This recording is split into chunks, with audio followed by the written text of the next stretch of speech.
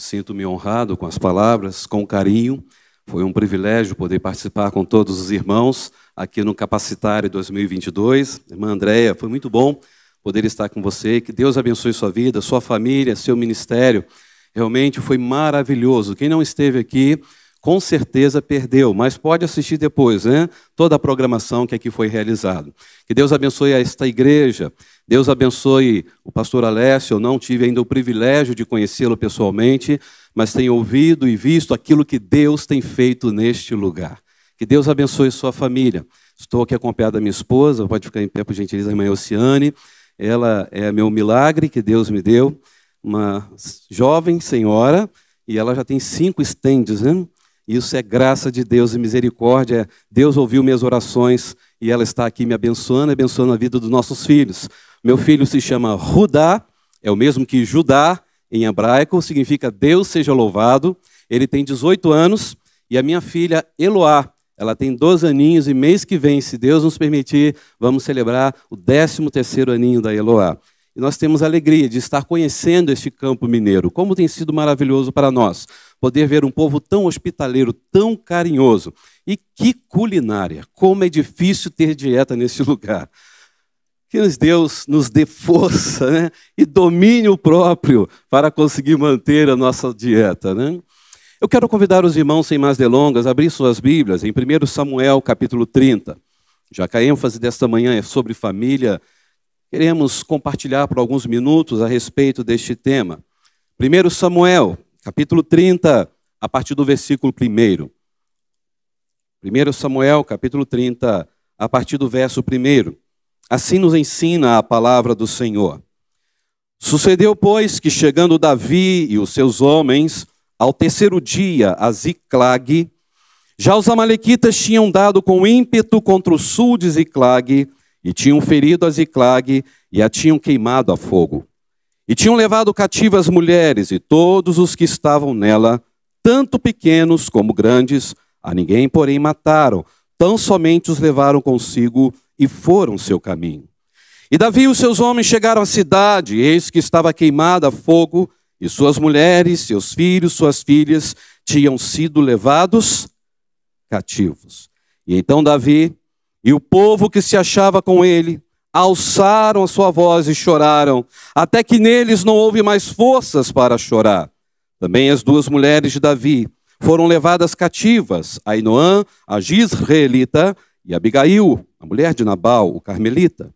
E Davi muito se angustiou, porque o povo falava de apedrejá-lo, porque a alma de todo o povo estava em amargura, cada um por causa dos seus filhos e suas filhas. Mas, todavia, Davi se fortaleceu no Senhor, seu Deus. Você pode ler essa última parte comigo? Todavia, Davi se fortaleceu no Senhor, seu Deus. Vamos orar mais uma vez. Pai, aqui nós estamos diante da Tua santa palavra. Nós reconhecemos, ó Deus, que quando a Tua palavra é lida e explicada, é boca do Senhor falando aos nossos corações. Fale conosco, ó Deus, aquilo que precisamos não só ouvir, mas praticar em nossa vida. Em nome de Jesus, a razão da nossa vida. Amém. Meus queridos irmãos, quando Saul começou a perseguir Davi, e muitos que estudam sabem do que eu estou falando, puderam observar que Davi precisou, num certo momento, pedir ajuda aos filisteus, que eram povos vizinhos, povos que viviam onde é hoje, naquela localidade da faixa de Gaza. Eram inimigos mortais da nação de Israel. E até hoje isso não mudou. E Davi então precisou fazer uma aliança com os filisteus para se refugiar de Saul, que era seu sogro, né? Não sei se você já foi perseguido pelo seu sogro. Bom, mas isso não vem ao caso. Mas o texto vai nos mostrar, na palavra de Deus, que um homem chamado Aquis, um filisteu lá de Gate, ele então gosta de Davi, ele se entusiasma com Davi, mesmo sabendo que Davi era um excelente estrategista de guerra, era um homem capacitado para a batalha. Ele então oferece para Davi de presente uma cidade. E essa cidade se chamava Ziclague, uma cidade que fica ao sul de Judá, próxima àquele local exatamente da faixa de Gaza. E você pode encontrar isso depois na sua Bíblia, em 1 Samuel, capítulo 27, verso 5 e o verso 6. Então Davi recebe este presente, pasmem os irmãos. Ziclag em hebraico significa sinuoso, torto. Isso que dá receber presente do inimigo. Meus irmãos, eu acho interessante que quando nós olhamos no capítulo 29, diz que Davi vai habitar em Ziclag por 1 ano e 4 meses. E essa cidade então se torna lugar de refúgio para Davi e para os seus homens, juntamente com as suas famílias. E aqui está um texto que para mim chama muita atenção sempre que o leio. Porque esse texto nos revela que nós estamos exatamente sendo desafiados diante daquilo que eu e você estamos fazendo com a nossa família. Nós somos desafiados ao ler esse texto, sempre quando nós pensamos aonde eu estou levando a minha família para viver. O que eu tenho feito com a minha família? E eu tenho plena certeza, meus queridos irmãos, que o maior problema da humanidade não é problema político, não é o problema econômico. O maior problema da humanidade é o problema com a família. Porque quando a família está bem, as coisas ao nosso redor também ficam bem. A família, quando está bem, ela supera qualquer obstáculo, qualquer circunstâncias adversas. É ali na família, o lugar onde nós passamos a maior experiência da nossa vida. Toda a história da humanidade, nunca se teve uma área que mais destruísse o ser humano do que ver a sua família destruída. E na verdade, eu posso dizer que a nossa família é o nosso maior patrimônio. A nossa família é a nossa maior riqueza. Será que você pode dizer isso agora? A minha família é o meu maior patrimônio. Vamos falar juntos? A minha família é o meu maior patrimônio. Meus queridos irmãos, quando eu olho para esse texto veterotestamentário, eu vejo aqui a luta, a determinação de Davi para obter a sua família de volta. E aqui nós encontramos a história deste ataque cruel e avassalador sobre as famílias de Davi e de seus guerreiros, 600 homens. E nós encontramos um momento onde um povo chamado povo amalequita tentaram fazer de tudo para destruir as famílias de Davi e as famílias dos seus homens. E é bom ressaltar aqui que os amalequitas eram descendentes de Amaleque. E Amaleque era neto de quem? Esaú. E Esaú era irmão de quem? Jacó. É por isso que Esaú se tornou o pai dos amalequitas e Jacó o pai da nação de Israel. 2 irmãos que formaram 2 nações. E esses amalequitas, eles viviam justamente na zona sul da terra prometida. Eles estavam sempre ali perto do deserto do Sinai. E quando nós estudamos a história bíblica, a gente vê que eles foram maldosos com o povo de Israel. E Deus ordenou a destruição dos amalequitas, sabe por quê? Porque se você olhar depois comigo, lá em Deuteronômio, eu não vou ler, capítulo 25, de 17 a 19, vocês vão ver ali que quando o povo de Israel sai do Egito, rumo à terra de Canaã, eles estavam indo em direção ao Sinai. A Bíblia diz então que nesta caminhada, nesta saída, depois de 400 anos de escravidão no Egito, eles foram maltratados pelos amalequitas. Aqueles idosos, mulheres com criança ao colo, mulheres grávidas que ficaram para trás enquanto muitos já estavam caminhando, ansiosos para chegar em Canaã. Aqueles que tinham dificuldade de caminhar foram alvejados, foram torturados, foram machucados e alguns até morreram. E você vai ver isso em Deuteronômio 25, de 17 a 19. Ou seja, os amalequitas já tinham um histórico de perseguir o povo de Israel. Eles já queriam fazer maldade com as famílias de Israel. Então, por isso, os amalequitas também se tornaram inimigos de Israel. E é dentro dessa história bíblica que eu quero pensar por alguns minutos com os irmãos. Como nós podemos restaurar nossa família? Como não perder a nossa família? Você quer restaurar a sua família? Você quer ter a sua família sempre com você? Ou você quer perder a sua família? Algumas lições breves que eu quero tirar desse texto para os nossos corações. A primeira lição: se nós não queremos perder a nossa família, nós precisaremos deixar de priorizar os nossos bens. Esta é a primeira lição. Precisamos deixar de priorizar os nossos bens. Versículo 1 diz assim: sucedeu que chegando Davi e os seus homens ao terceiro dia a Ziclague, os amalequitas já tinham dado com ímpeto contra o sul de Ziclague. Quem eram os amalequitas? Descendentes de Esaú. E tinham ferido a Ziclague, destruído a cidade, queimado a cidade a fogo. O que me chama a atenção aqui nessa parte, que quando Davi chegou, Davi ficou muito abalado. E quem não ficaria abalado vendo a destruição da sua cidade e vendo também que o seu lugar de refúgio foi invadido e a sua família não estava mais ali? Aquilo então abalou o rei Davi. Porque o que mais abalou Davi não foi ver os bens saqueados, não foi ver que ele perdeu tudo aquilo que ele tinha conquistado, não foi ver toda a sua cidade completamente em chamas. O que na verdade abalou o coração de Davi foi olhar e ver que ali naquele lugar não estava o seu maior patrimônio, a sua família.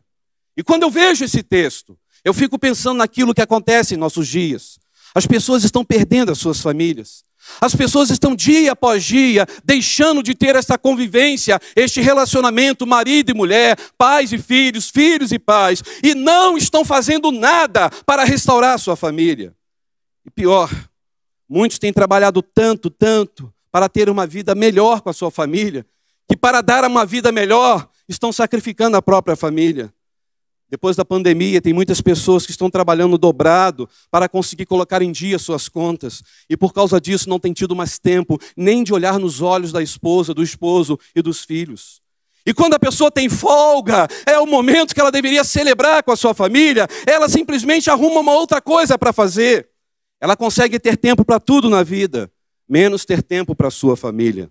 Consegue ter tempo para ficar online, se divertir um pouco com jogos virtuais, consegue ter tempo para ver alguns filmes, para ver o jogo de futebol, até a reprise. O seu time já ganhou, já perdeu, mas continua vendo. Olha só, se ele tivesse dado aquele passe, o outro tinha feito gol. E fica ali vibrando com aquilo. E fica ali pensando naquilo.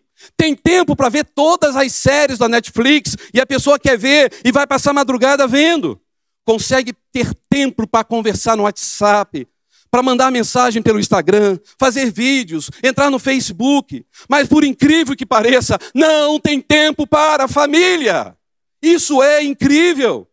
Não tem tempo para brincar, não tem tempo para rir, não tem tempo para se divertir com a sua família. E pior, não tem tempo para orar com a sua família e fazer o culto doméstico. Meus irmãos, há muitas pessoas que estão sempre dando desculpa. Eu estou trabalhando tanto a semana inteira que nem domingo eu posso ir na igreja com a minha família.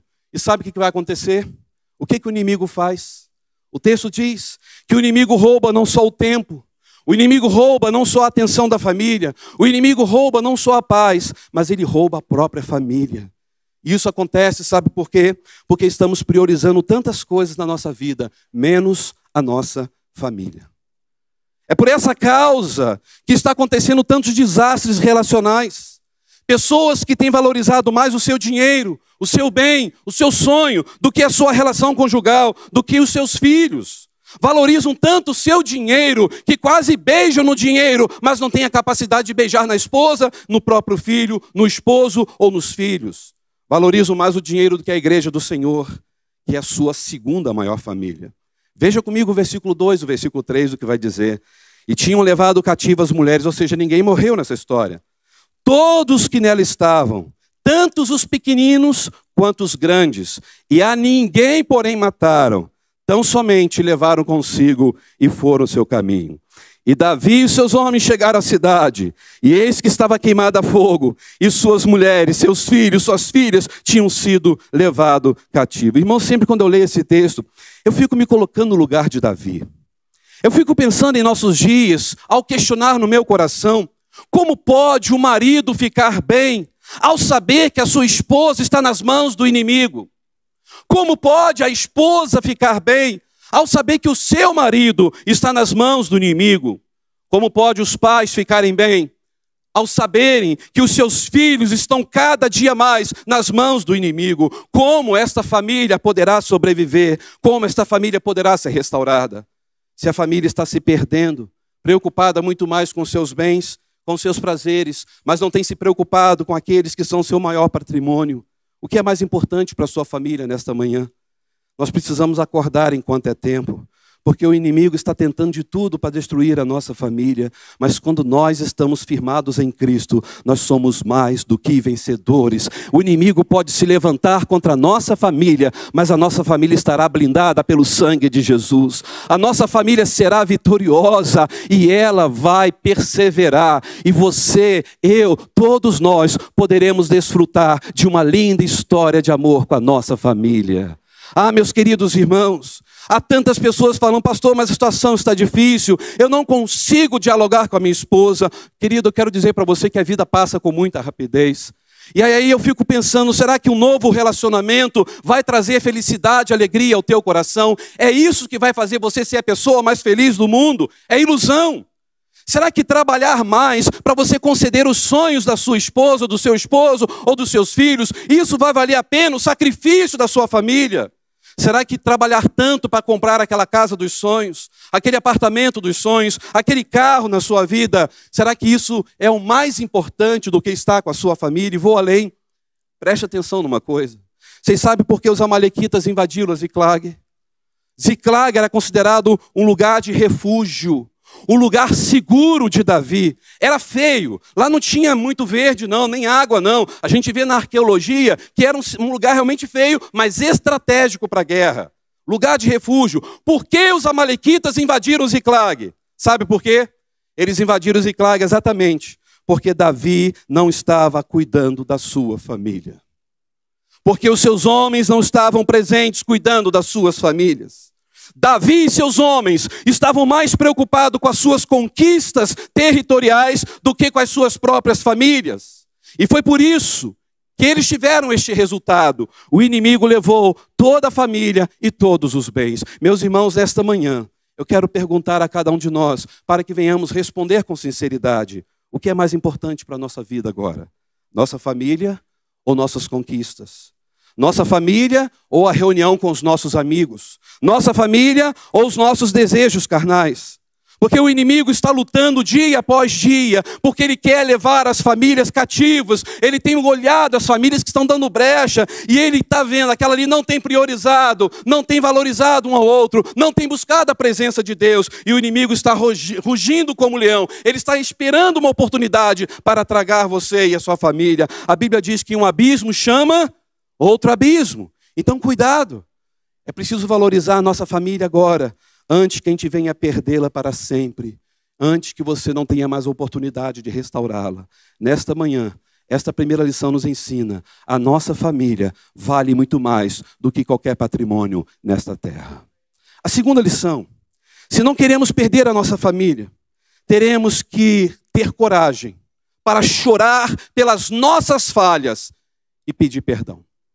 Meus irmãos, vejam o que vai dizer no versículo 4. Então Davi e o povo que se achava com ele alçaram a sua voz e disseram: viva! Levaram nossas mulheres.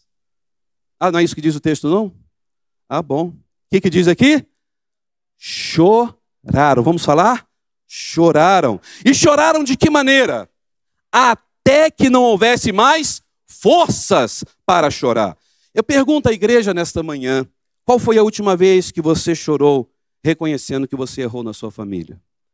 Qual foi a última vez que você chorou para sua esposa e disse: meu amor, me perdoe, eu errei com você, eu fui grosso, aliás, eu fui um ogro com você, me perdoe. Qual foi a última vez que você, esposa, disse para o seu marido: me perdoe, eu realmente fui uma mulher que não fui sábia na minha palavra? Qual foi a última vez que nós choramos quando nós lidamos com os nossos filhos e fizemos algo que feriu o coração deles e dissemos para eles: filho, filha, perdoe papai, perdoe a mamãe, nós erramos com você. Será que você e eu temos tido esse costume de chorar e reconhecer que nós falhamos? Qual foi a última vez que nós choramos como filhos perante nossos pais e dissemos para eles: pai, mãe, eu desonrei vocês, eu pequei contra os céus perante vocês também, me perdoe. Meus irmãos, o que eu acho interessante aqui, que o chorar aqui de Davi, no sentimento da língua hebraica, não é um sentimento melodramático, mas é um sentimento de tristeza diante de uma culpa incrível.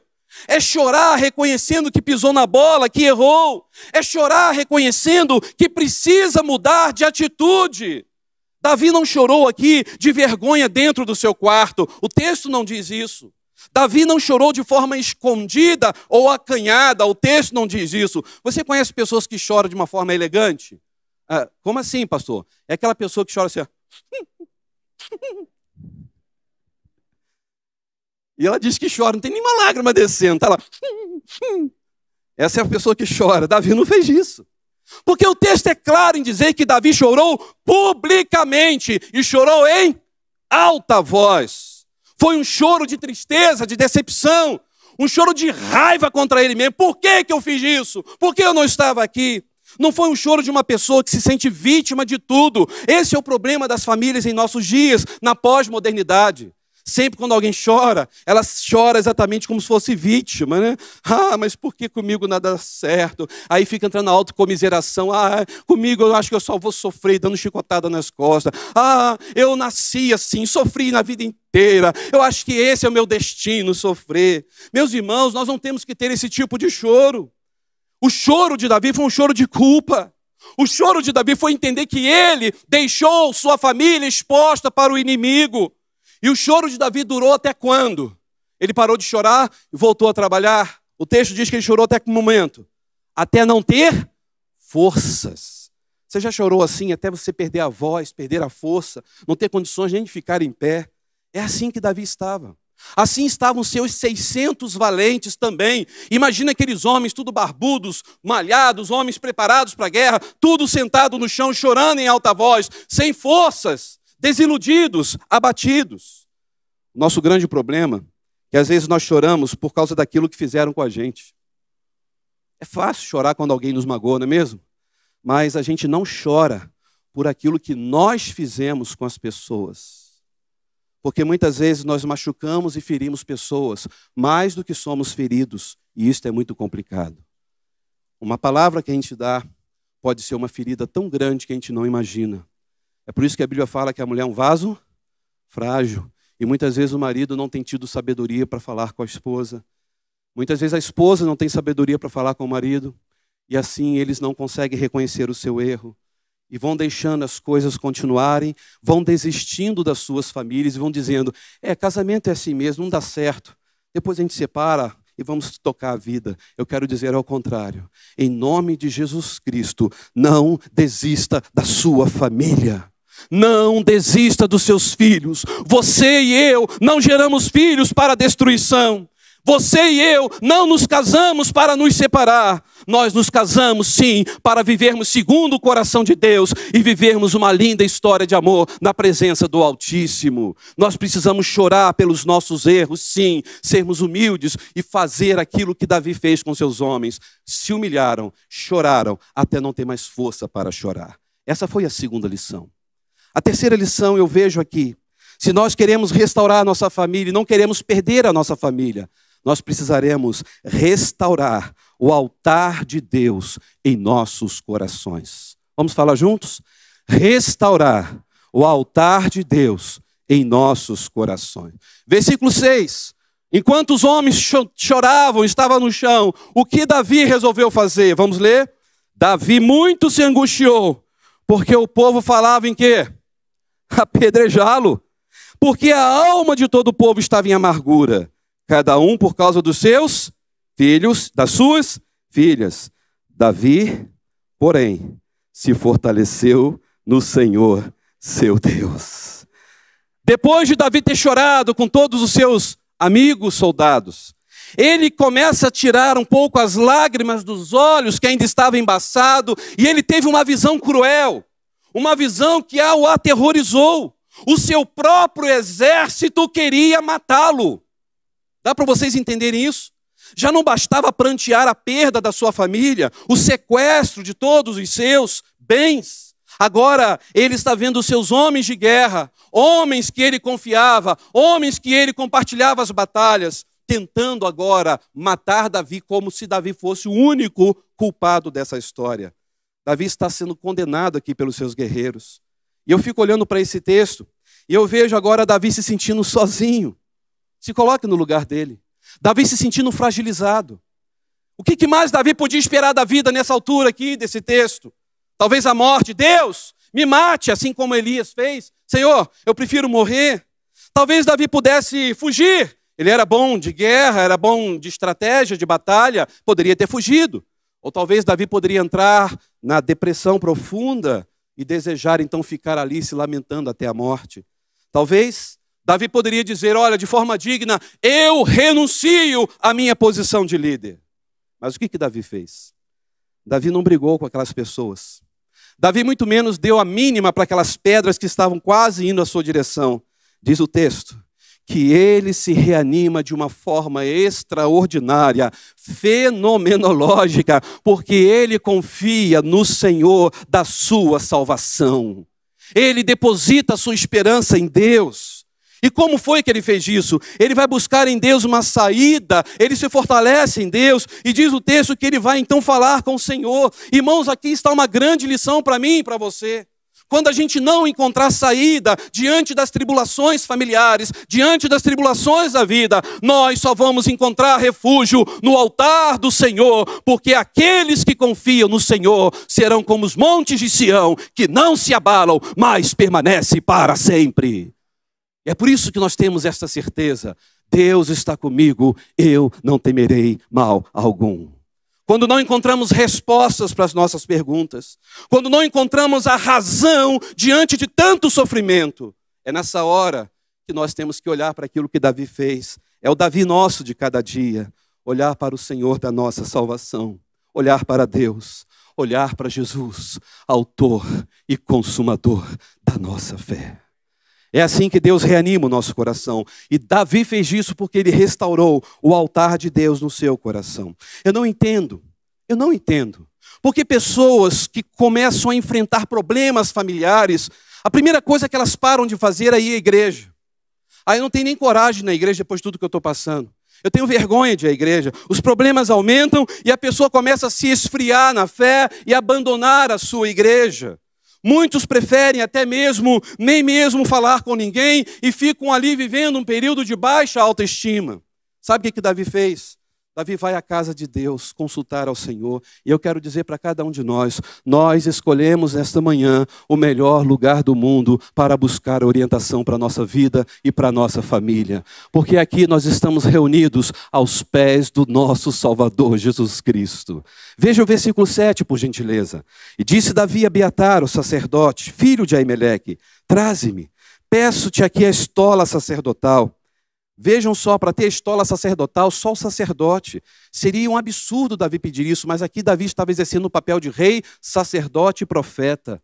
Davi era um homem segundo o coração de Deus, tanto é que Abiatar não o exortou, não falou, Davi, você não pode fazer isso. Ele deu, porque ele sabia que Davi estava com o seu coração, com o altar restaurado. E diz então no verso 8, então Davi consultou a Iavé, a Jeová, ao Senhor, e disse o quê? Deus, devo perseguir essa tropa, vou alcançá-la. E o que Deus disse para ele? Persegue-a, porque de certo vai alcançá-la e tu libertarás. Meus queridos irmãos, a vitória de uma família nunca será com brigas. A vitória de uma família nunca será com ameaças. A vitória de uma família nunca será com gritarias. A vitória de uma família nunca será com um silêncio gelado, eu não vou mais falar com você. Não é assim que você conquista a vitória, com acusações pesadas. A Bíblia nos ensina que a gente só consegue vencer batalhas da nossa vida com os joelhos no chão, com a boca no pó, chorando perante Deus, o Senhor da nossa vida, adorando a Deus, com uma vida de oração. Davi poderia naquele momento ter falado, Deus, desce um raio, mate esses homens cruéis, traiçoeiros, traidores, querendo me apedrejar, Senhor. Ele poderia ter feito isso, odiado os seus soldados, mas ele não fez isso. Davi podia ter falado, olha, tudo bem, se vocês seguem a vida de vocês, eu não quero mais vocês comigo. Poderia ter dispensado aqueles soldados. Talvez eu e você faríamos isso. Talvez, mas Davi não fez. Mas o problema é que nós somos tendentes a fazer isso. Porque quando alguém nos repreende de algo de errado que a gente fez, a gente não quer aceitar o erro. Vamos ser sinceros. Quando alguém te repreende com amor, Você aceita aquela palavra na hora ou você já cresce para aquela pessoa? É difícil a pessoa ser humilde e falar obrigado pela repreensão. Porque às vezes nós achamos que estamos certos. Isso acontece quando o marido vai falar com a esposa e ela fica chateada. Ou a esposa fala com o marido e ele fica chateado. Ou quando os filhos são advertidos pelos pais, os filhos ficam chateados. Papai e mamãe são retrógrados, são fundamentalistas. Hoje é uma nova vibe, uma nova época. Eles estão ultrapassados. Louve a Deus pela vida dos seus pais quando eles repreendem vocês, porque eles só fazem isso porque eles amam vocês. Pense nisso. Quando nós temos conversas difíceis em casa, nós temos que entender que a pessoa mais importante nessa conversa deve ser Jesus Cristo. Há muitas pessoas que escutam o pastor pregando sobre vida sagrada, sobre imoralidade sexual, e falam, o pastor é muito santarrão. Um pastor prega sobre perdão, aí o pastor prega sobre amor. O pastor vive no mundo da fantasia. Não é bem assim, não. É muito difícil viver o perdão. Como eu disse na sexta-feira, o perdão é necessário. O perdão é um antisséptico para a nossa alma. Porque quando você não perdoa, você cria uma leucemia psíquica e a sua mente fica ali completamente corroída por todo aquele sentimento de ódio, de rancor. É por isso que o perdão liberta e só Jesus pode nos dar esse verdadeiro perdão, porque em Jesus somos verdadeiramente livres. Mas a pessoa tem mania de brigar por qualquer coisa. Davi podia ter feito tudo isso. Mas Davi simplesmente olhou para eles e ele foi consultar a Deus e foi conversar com Deus. Eu acho incrível esse texto, porque as pessoas têm mania de culpar alguém. Aqueles homens falam, Davi, a culpa é sua. Se não fosse por você, a nossa família não tinha ido embora. Eu não sei se você tem essa mania de ser culpado ou você culpa alguém diante das brigas familiares. Você conhece gente assim? Calma, um de cada vez. Pastor, o problema da minha família é por causa do presidente. O problema é por causa do meu patrão. Não, acho que a culpa é do pastor, ele não me visita. Acho que a culpa, sabe qual é? Da igreja. Acho que a culpa de tudo que eu estou passando é a minha esposa, ela não entende o meu coração. É o meu esposo, ele não entende o que eu tenho passado. São os meus filhos que não me respeitam. E a gente está sempre arrumando um culpado. Lembram de Adão e Eva? O Senhor chegou, Adão, o que aconteceu aí? A culpa é sua, foi a mulher que o Senhor me deu, e o problema é seu com ela. Se vira aí com a mulher. Olha, você já culpa o próprio Deus e culpa a mulher. Você imagina a mulher olhando para o marido, puxa vida, hein? Que companheiro é esse que eu tenho, hein? Aí Deus fala para Eva, ela fala o que? Bom, foi o diabo. Eu fico imaginando, já pode jogar a bola, a culpa é minha mesmo, né? O que criou ali? Uma briga conjugal. E pior, apontar o dedo para Deus como culpado. As pessoas têm mania de arrumar um culpado diante daquilo que estão vivendo. E com essas atitudes, sabe o que está acontecendo? Estamos educando os nossos filhos a fazerem isso no futuro também. E pior, estamos educando os nossos filhos a não buscarem em Deus, a não restaurar o altar do Senhor, a sempre encontrar uma saída cobrando de alguém e culpando alguém. Davi resolveu buscar a face de Deus. Davi resolveu se humilhar na presença de Deus. Davi quis se consagrar diante de Deus. Davi não entrou por esse campo da acusação, mas ele assumiu toda a responsabilidade. E ele disse, eu sei que eu errei. Eu fui o culpado de ver as famílias aqui expostas para o inimigo. Então ele buscou a Deus. É por isso, meus irmãos, que ele faz uma oração e ele pede duas respostas. A primeira, Deus, eu devo ir atrás do inimigo que roubou nossas famílias. Segundo, Deus, se eu for, eu vou alcançá-los e vou vencer. E o que Deus falou com ele? Reaja, Davi, vá à luta, reconquiste sua família. Esta é a palavra que Deus está dizendo para você nesta manhã. Reaja, vai à luta, eu vou restaurar a história da sua família. Lute pela sua família, eu estou contigo. Saia desse patamar de acusação, de culpar alguém. Restaure o seu altar que está quebrado, porque se seu altar estivesse consertado, você já teria perdoado e você já teria trabalhado para a restauração da sua família. Esta foi a terceira lição. A última, para fechar. Nós aprendemos aqui que se queremos, então, viver uma vida restaurada e não queremos perder a nossa família, nós temos que parar, em nome de Jesus, de terceirizar a restauração da nossa família. Precisamos parar de quê? Terceirizar a restauração da nossa família. Vamos falar juntos? Precisamos parar de terceirizar a restauração da nossa família. Como assim? Verso 9, vamos ler? Partiu, pois, Davi, e quem foi junto com ele? Os 600, que agora há pouco queria matá-lo. Agora Davi é o nosso grande general, homem de Deus. Como que o povo muda de ideia, né? Foram com ele. Chegaram ao ribeiro de Besor, onde pararam os que ficaram atrás. Opa, começa o problema aqui. Verso 10. Perseguiu-os Davi, ele e quantos homens? Espera aí, mas não são 600? Mas por que é 400? O texto diz o quê? Porque 200 homens ficaram por não poderem. Por quê? Estavam cansados. E ficaram onde, gente? Eles não são bobos não, né? Ficaram justamente no ribeiro de Besor, sombra e água fresca. Enquanto a sua família está na mão do inimigo, vou descansar porque eu estou cansado de lutar pela minha família. Dá para vocês entenderem isso? Davi indo resgatar a família e 200 homens falam, Davi, não aguento mais, estou cansado. Aí eu faço uma pergunta para vocês. Será que Davi também não estava cansado? Será que Davi também não estava esgotado? Claro que ele estava, ele era ser humano. Só que tinha um diferencial. Davi amava a sua família por demais. Davi não suportava saber que ele iria passar mais uma noite longe da sua família. Ele não queria terceirizar a restauração da sua casa. Ele poderia muito bem ter dito para o seu exército, gente, vão lá, peguem a minha família, eu não aguento mais. Façam isso por mim. Ele disse, não, quem tem que fazer isso sou eu. Eu tenho que trabalhar para restaurar a história da minha família. Quantas pessoas estão terceirizando a restauração da sua família? Davi confiava demais na promessa de Deus sobre a sua vida, sobre a sua geração. Davi poderia muito bem ter deixado para lá e ter procurado aquele momento de buscar a sua família em outro tempo, mas ele foi e Deus o abençoou e Deus restaurou a sua família como as famílias de todos os seus homens. Eu fico pensando quantas vezes nós temos terceirizado a restauração da nossa família. Como assim, pastor? Nós fazemos isso quando, ao invés de lutar pela nossa família, pedimos alguém para ir lá em nosso nome. Você faz isso? Ao invés de você ir lá e falar com a sua esposa, pedir perdão, ao seu esposo pedir perdão, você chama um terceiro, alguém de fora, para ir lá conversar com ele ou com ela, que você está com medo dele te morder ou dela te morder. Aí você terceiriza aquele momento.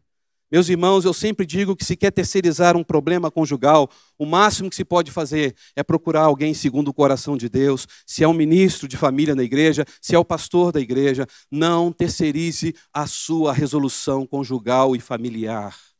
Resolva no altar do Senhor. Busque em Deus esta solução. Há pessoas capacitadas sim, mas tem gente que sai falando para todo mundo o problema da sua família. E aí quando o pastor vai resolver, já está todo mundo sabendo. E ainda vão para o grupo de oração. Está sabendo que fulano está separando? Não fala com ninguém não. Vamos orar. Não tem sentido. É você falar, Deus, a situação está difícil, mas eu confio em Ti. Eu sei que o Senhor vai agir no campo do sobrenatural. Eu sei que o Senhor vai usar a minha vida como instrumento em Tuas mãos para eu ser um porta-voz do perdão. Para que a minha família veja que o Senhor está comigo, para que eles também possam ser abençoados. Eu quero amar, eu quero respeitar, eu quero ser um bálsamo no coração da minha família. Diferente daqueles que chegam em casa, você precisa ir de Jesus, porque do jeito que você está, você vai para o inferno. Não é isso, é você dizer, olha, eu quero passar a eternidade, porque eu sei que eu vou passar com Jesus, mas eu quero passar com a certeza de que você também estará lá. Eu te amo tanto, tanto, tanto, que eu quero que você entenda que Jesus te amou, se entregou por você, derramou sangue na cruz, Ele te ama, Ele está aqui, e Ele quer ser Senhor da sua vida para sempre. Ele quer fazer nova todas as coisas, e aí você vai dizer, meu amor, eu te amo, é por isso que eu falo para você, a respeito daquele que mudou a história da minha vida. É diferente. Vocês conseguem imaginar aqueles 200 homens entregando os pontos? 200 homens desistindo da luta pela sua família. Será que você está no meio desse exército dos 200 que já decretaram a falência da sua família? Eu vou ficar sentado aqui no ribeiro de Besor, tomando água fresca, sombra, esperando que alguém resolva o problema. Se não resolver também, paciência, eu vou continuar aqui. Aliás, um lugar bom para construir uma casa, né? Quantas pessoas estão fazendo isso? Davi nos ensina exatamente que nós precisamos confiar no Senhor. Eu quero desafiar a igreja nesta manhã, em nome de Jesus. Lute. Lute sempre pela sua família. Sua família é seu maior ministério neste momento da sua vida. E Deus quer usar você.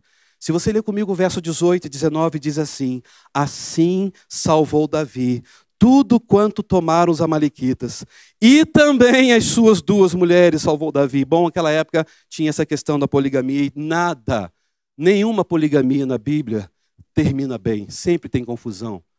E aí vai dizer o seguinte no verso 19: ninguém, o quê?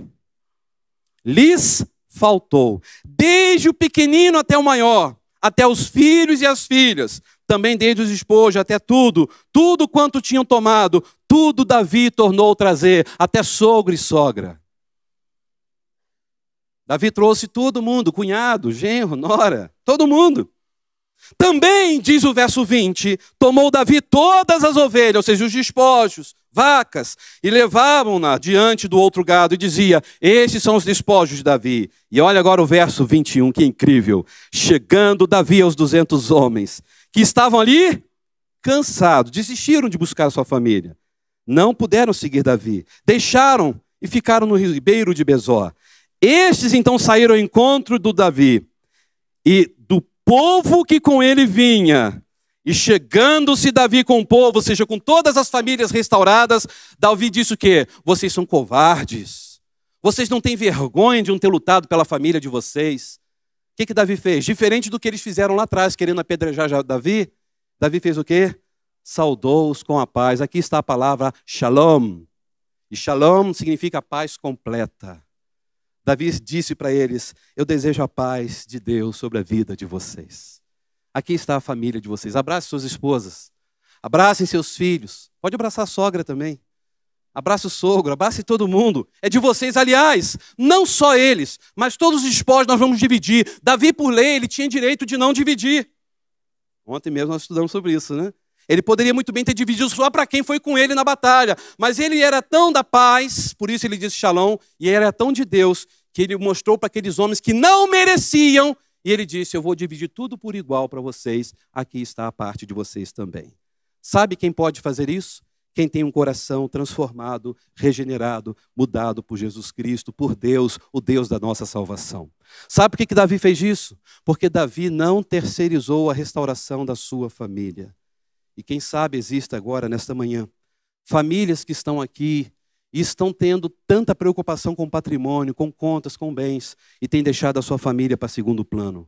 Quem sabe nós temos aqui famílias que precisam chorar pelos seus erros, reconhecer que falhou, reconhecer que foi duro com a sua esposa, com seu esposo, com seus pais, com seus filhos. Quem sabe existem famílias aqui que precisam restaurar o altar diante do Senhor, e Deus está te dando esta oportunidade.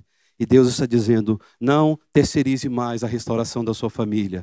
Eu sou o seu Deus, eu estou presente neste lugar, e eu vou fazer uma linda história acontecer na história da sua geração.